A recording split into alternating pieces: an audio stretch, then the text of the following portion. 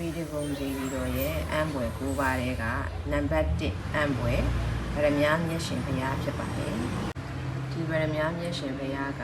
ဆူတောင်းအပြည့်စုံဘုရားမျက်ရှင်ဘုရားတွေကတဆူဖြစ်ပါတယ်